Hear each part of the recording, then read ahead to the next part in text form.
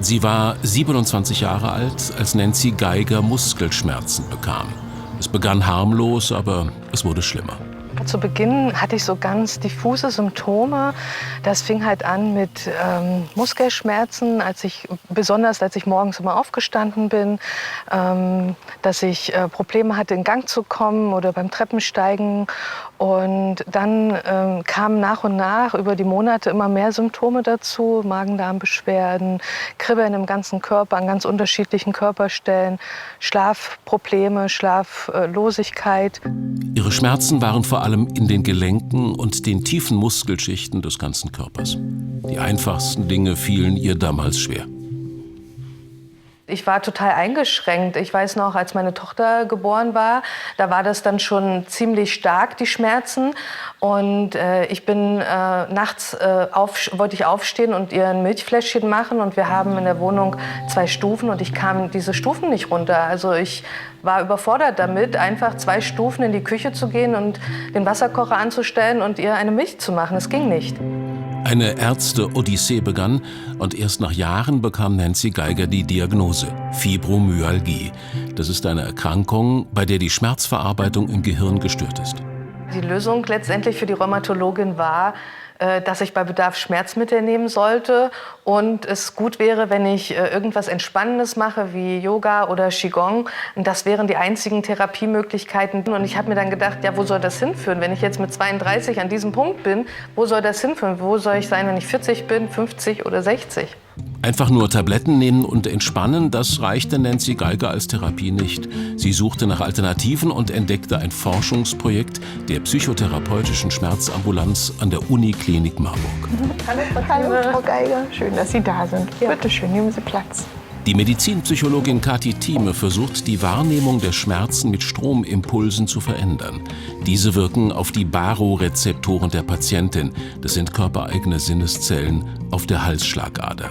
Diese Barorezeptoren regulieren im Körper nicht nur den Blutdruck, sondern indirekt auch die Schmerzwahrnehmung. Durch chronische Schmerzen werden die Barorezeptoren nämlich anscheinend inaktiv. Und wenn die Barorezeptoren nicht mehr richtig aktiv sind, dann kriegt sozusagen das Stammhirn keine Rückmeldung, was im Körper passiert und kann nicht regulieren. Ja, sind die aber aktiv, dann gibt der Barorezeptor die Information ans Stammhirn und dort gibt es einen kleinen Kern und der reguliert den Blutdruck, den Schmerz, den Blutzucker, die Angst und den Schlaf und die Stresshormone.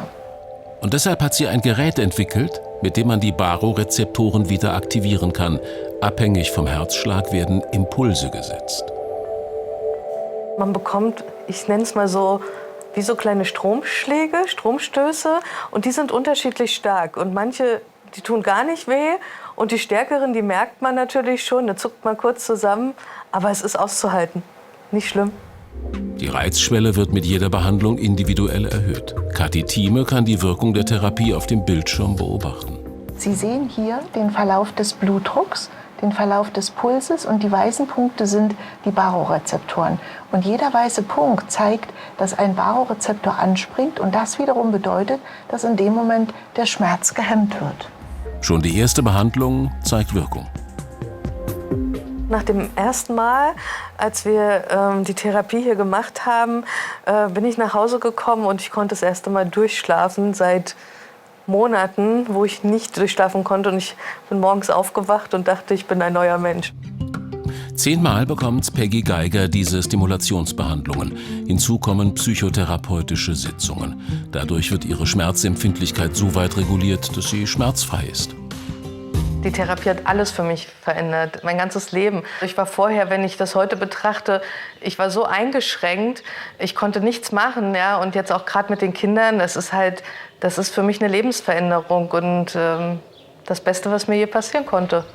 Bis heute, immerhin 6 Jahre später, ist sie immer noch beschwerdefrei.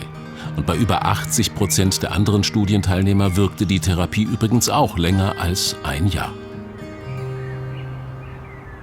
Wow, da kann man ja schon von einem sensationellen Therapieerfolg sprechen. Schönen guten Abend.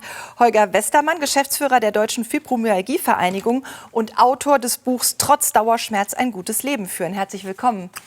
Guten Abend, Frau Brünning. Haben Sie in Ihrer Vereinigung da auch Erfahrungen schon mit dieser Therapieform, die wir gerade gesehen haben? Wir kennen das Therapiekonzept von Frau Professor Thieme. Und zum einen scheint es zu gelingen, tatsächlich den Patienten zu helfen, ihre Schmerzen zu lindern.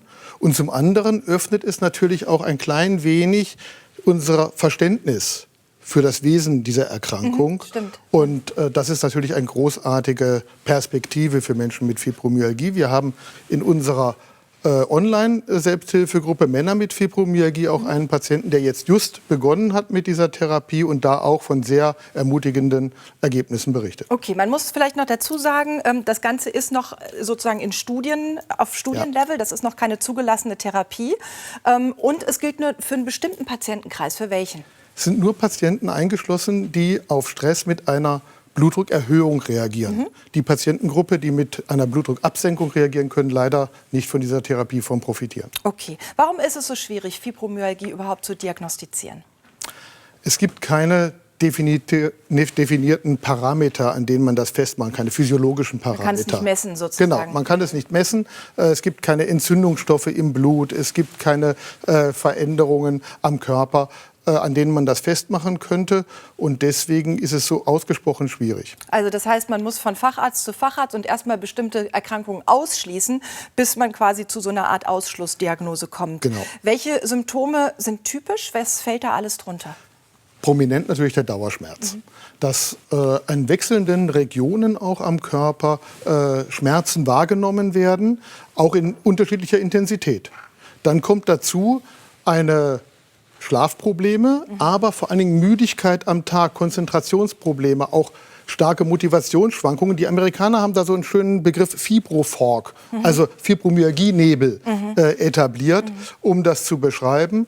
Und dann kommen noch vegetative Probleme dazu, wie Reizdarm, Reizblase und so weiter. Aber es ist vielleicht noch mal wichtig zu sagen, es ist keine rheumatische Erkrankung, was man, glaube ich, lange gedacht hat, sondern es gehört eher in die Hände von einer Neurologin, von einem Neurologen. Ja, es ist eine neurologische Erkrankung, also eher in der Verwandtschaft zu Migräne verortet, als jetzt früher nannte man sogar den Begriff Weichteilrheuma, als es eine Hilfskonstruktion, weil man sagt, es ist ein ähnliches Schmerzereignis, eine ähnliche Schmerzwahrnehmung, wie wir das bei rheumatischen Erkrankungen erkennen. Aber es hat mit den entzündlichen Prozessen im Körper überhaupt nichts zu tun. Es ist eine neurologische Erkrankung. Man forscht da ja schon ziemlich lange dran rum. Weiß man inzwischen, was es für Ursachen gibt? Nein. Wir haben kein klares Bild davon. Deswegen sind wir so dankbar über Forschungsergebnisse wie bei Frau Professor Thieme. Wir haben kein klares Bild davon, wie diese Erkrankung entsteht. Wir haben Merkmale bei den Patienten, beispielsweise traumatische Erlebnisse, die gehäuft in dieser Patientengruppe auftreten. Wir haben als Merkmal, kann man sagen, auch, dass etwa 80% der diagnostizierten Patienten weiblich sind. Aber wir haben noch keine klare Vorstellung, was diese Krankheit auslöst, was sie verschlimmert und wie sie entsteht. Okay, im Moment sind die Therapien, alle so ein bisschen gemischt. Das ist diese multimodale Schmerztherapie mit Medikamenten und Physiotherapie, Psychotherapie. Kann man die Krankheit heilen oder heilt sie auch manchmal einfach von selber aus und verschwindet, wie sie gekommen ist? Das wäre sehr schön. Nein, leider nicht. Also wir haben bisher Frau Professor Thieme hat einen Ansatz geliefert, wie man helfen könnte, aber ansonsten haben wir da noch keine heilende Wirkung. Medikamente haben wir nur in dem Sinn, dass wir über niedrig dosierte Antidepressiva eine Unterstützung letztendlich hinbekommen, aber Schmerzmedikamente, klassische Schmerzmedikamente, manchmal werden bis hin zu Opiaten verschrieben, Wahnsinn, ja. Helfen bei Fibromyalgie-Schmerz nicht.